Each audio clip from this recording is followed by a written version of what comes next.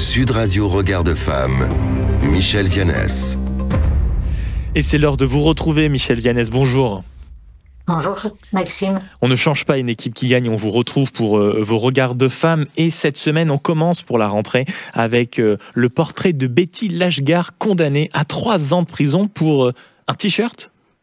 Oui, la militante féministe marocaine, donc Betty Lashgar, a été condamnée à 3 ans de prison pour une photo publiée sur les réseaux sociaux, et elle y porte un t-shirt avec le slogan datant des années 70 d'ailleurs, Dieu est lesbienne, et accompagné de l'inscription: l'islam, comme toutes les idéologies religieuses, est fasciste, phallocrate et misogyne. Alors la religion, c'est une opinion, donc elle peut être critiquée, mais dans un pays où l'islam est religion d'État, cette critique donc a été jugée comme une atteinte à la religion. Mais au fond, Betty, est-ce qu'elle paye cette condamnation pour un t-shirt, ou plutôt pour toutes ces années d'engagement féministe, laïque et universaliste? Vous nous parlez de son acte fort, Michel, mais c'est quoi le parcours de cette jeune femme dont je rappelle le nom parce que c'est important, Betty Lashgar? Eh bien, elle est connue pour de nombreuses actions symboliques et courageuses au Maroc.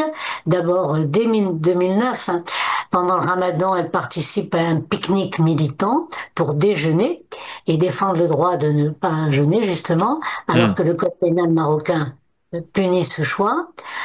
À la suite de l'arrestation d'un couple pour un simple baiser en public, elle va organiser un kiss-in, des couples s'embrassant pour défendre la liberté d'aimer. Elle crée une plateforme d'aide à l'avortement qui est illégale au Maroc. Elle milite aussi contre le droit du voile, contre la prostitution, pour les droits des personnes LGBT. Dangereux au Maroc, mais ça n'a pas empêché des transactivistes de l'attaquer violemment pour avoir signé la pétition trans. Il ne suffit-il de s'autoproclamer femme pour être considérée comme telle? Et alors, qu'est-ce qu'on peut faire maintenant, justement, pour essayer de la défendre, de défendre l'héritage? Et de la défendre elle. Parce qu'aujourd'hui, donc, elle appelle de sa condamnation.